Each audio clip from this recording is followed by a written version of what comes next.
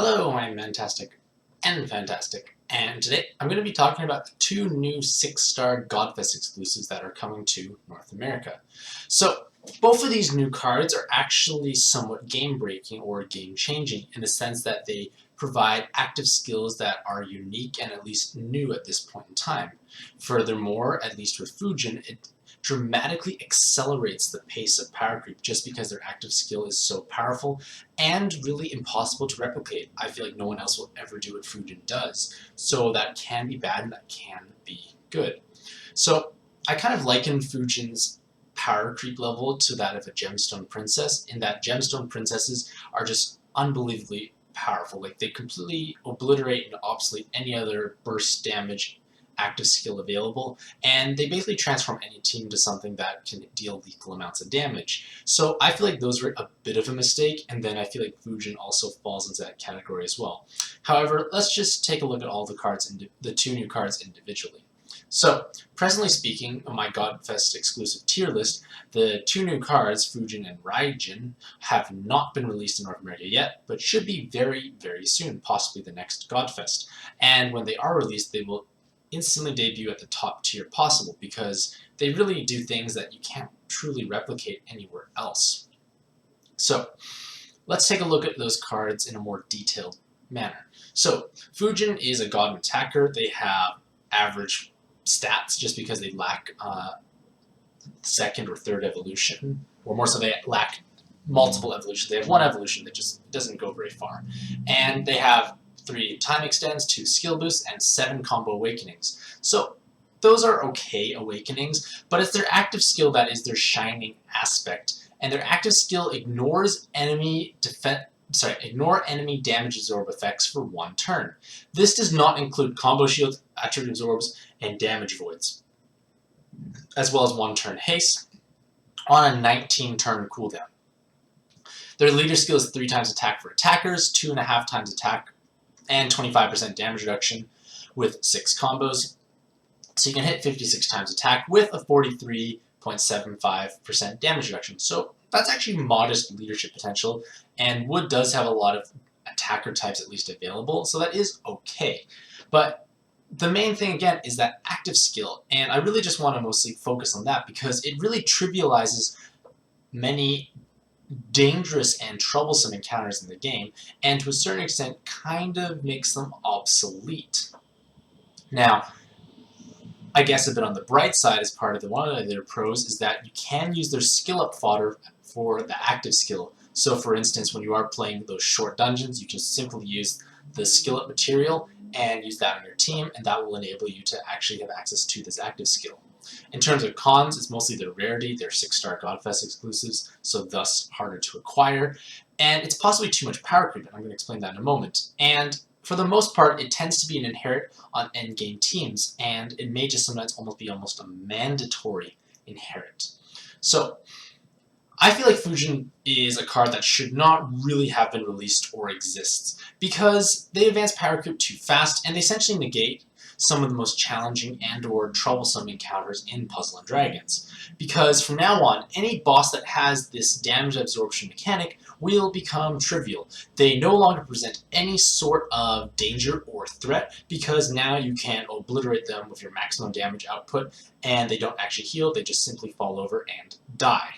So this is problematic in a way because it does too much. It dumbs down the game significantly. You no longer have to plan or carefully strategize. It's simply, do you have Fujin? Yes, win easily. If not, you're going to have to obviously play like a mortal person would. You have to bring like the appropriate damage control, shields, delays, whatever you need to survive. And this is dramatically lowering the diversification in terms of cards and active skills you will be bringing towards endgame dungeons, as well as the potential possibility that newer content is released that somewhat relies heavily on you having Fujin to succeed. May not necessarily occur, but it obviously is a thought in the back of everyone's minds. But a little bit more detail about what the active skill does. It basically voids the whole damage absorption mechanic. So if you think about Sopdet, Parvati, Vishnu, and Hera Dragon, they all have specific threshold levels in which you need to hit underneath or you heal them. Now, that is a very problematic encounter for the most part because skill falls or sky falls can ruin your day. If you don't understand how to control your damage, you're obviously going to have a bad time. And there are workable solutions for all of them at least, but Fujin makes them all obsolete. They're no longer an issue. And outside of Parvati, I feel like Vishnu, Hera Dragon, and Sopdet are reasonably well designed encounters. Maybe Sopdet not so much. Parvati is actually a good design encounter, but she should not be in arena, mostly because she's not actually difficult to kill, but Parvati is simply just time sink. You're basically going to hit Parvati with most teams and spend numerous turns stalling for the most part. It's not exciting, it's not dangerous, it's not threatening, so she shouldn't be in arena. Sopdet is very dangerous because you die in a couple of turns. Vishnu is terrifying for the most part, and Hera Dragon is also very scary as well. So you do have to kind of plan your way around those encounters, but Fujin is going to become almost a staple inherent for a lot of endgame players who want to play Arena 3 in the most easy and consistent way possible. So you are definitely lowering the diversification of your team building options because for the most part, you will now only need to bring maybe one shield. You may not even need a shield anymore. Depends on what team you're running. You may only need one shield. You will not need a delay really for the most part because Vishnu is mostly for the delay. And now it's basically just run 2 Fujins in co-op as inherits and blow things up. So obviously removing those threats does improve consistency and clears times. With Parvati, obviously, you don't have to dance around for longer periods of time. But the thing is that really the right direction to take Puzzle and Dragons? The push of one button solves problems? Like, yes, Liu Bei kind of made things faster and more mindless, but it didn't really make it so you beat harder content easier. The content Liu Bei farms is somewhat easy at this point in time in the game, whereas Arena 3 is not meant to be easy. It's meant to be somewhat challenging and something that you do have to concentrate a bit on. So I don't think it's a good card. And it's kind of like how I felt the Gemstone Princesses were. They do too much damage. They make any team transform into something that hits too hard. While not every team needs a Gemstone Princess, every team will run Fujin in the future, I feel. So that is not a good scenario, and it's going to place a lot of pressure on rolling him if you want to like really optimize your performance moving forward in the game. So it can be, I don't like that. However, at least for myself, once I finally acquired a Gemstone Princess, I really can't go back because it's just too powerful. And the same thing will be said for Fujin once we do acquire them. You're never going to be really running a team without usually a Fujin or a Gemstone moving forward. So unless they start introducing brand new mechanics or taking away damage absorbs in future dungeons, like say if there's going to be like an Arena 5, I say no 4 because Colosseum's like 4, but Colosseum doesn't have this mechanic. So maybe in the next high level dungeon there may not be absorbs and therefore Fujin doesn't become useful, but Arena 3, unless it becomes a pointless thing to farm, will have great relevancy for Fujin basically for years to come. So what, like, the main idea is like Fujin, I feel like, solves problems, but solves them in the incorrect way. Like, well, I'm going to explain about Raijin. Like, she solves problems, but it's in an interesting way, and it's not as mandatory for success. Because Raijin, by comparison, has similar awakening, similar weighted stats, but their active skill removes locked orbs, as well as transforming the board with a Dark Kali style active for only 1 turn more on their cooldown. Their leader skill provides 3 times attack for attackers, 3.5 times attack, and 25% damage reduction when matching fire, water, wood, light, and dark orbs. So technically, Light Kali suddenly has a bit of value. Not really, because Raijin's not really that great of a leader. It's nice, but it's not as powerful as the teams that you'd be using her inherit or as a sub on, because her active is quite unique and powerful. Everyone loves Dark Kali, everyone loves to remove locked orbs, so why not put the 2 together? But basically it's another raw dragon board changer, and that's what's very desirable. They have some leadership potential, like I mentioned. You can also use their skill up fodder for that active skill. Probably very niche situations you'd actually need that, mostly if the 297 Zeus comes back around. We have a way to remove those locked orbs, so not a terrible thing overall. And in all honesty, non-rainbow teams can at least use this just for the orb unlocking aspect. You could unlock the orbs, get the full board change, and then orb change them away to something more desirable. So a lot of teams can use her. And while she is universally accessible in terms of like every team can benefit, it's not as game-breaking as Fujin by comparison. So I feel like Raijin is relatively well designed.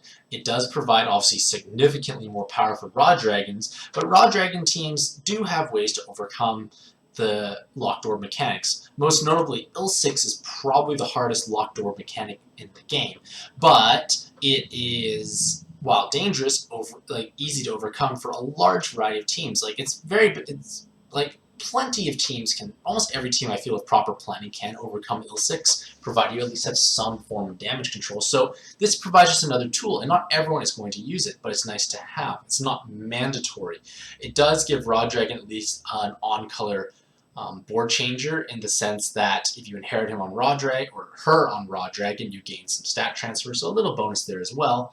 And it also gives players a way to get rid of those locked doors, because board refreshes like Keji are somewhat unreliable in the sense you remove the locked orbs, but whatever comes down is random, where at least this one here, you know what you're going to have. You're going to always have at least 3 of each element, so rainbow teams will be happy, and also when you do orb changers alongside of it, you will at least kind of know you're getting a certain amount of orbs in the worst case scenario.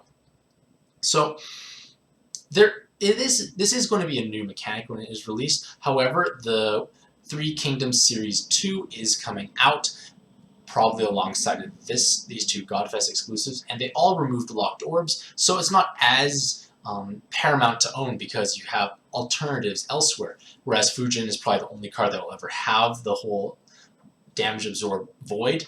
There's going to be at least 6 cards that I can think of right now coming out that are going to have a way to remove locked orbs. So the key is variety and avoiding the reliance on one card to solve your problem. So in conclusion, I feel like Gung Ho just likes to continue the trend of releasing amazing 6-star Godfest exclusives while kind of neglecting the other tiers of rarity, mostly because 6-star Godfest exclusives are rare and they probably are the big money makers. They'll advertise them, they have lower roll rates, so people will tend to either spend more or roll more in hopes of acquiring them, because they are somewhat paramount to success in Puzzle and Dragons. So it's not obviously an ideal path to go down. It was kind of a little better maybe a couple years ago in that 5-star Pantheons and 5-star Godfest exclusives had more value. They kind of kept up to a certain extent. The gap was smaller, but right now I feel like Gung Ho likes to keep the gap pretty wide for the most part. So let me know what you think about Fujin and Raijin, and do you think Fujin is a well-designed card, and do you think it was a good idea? Let me know in the comments below. Hopefully you all have a mantastic day, and best of luck in rolling, and happy puzzling!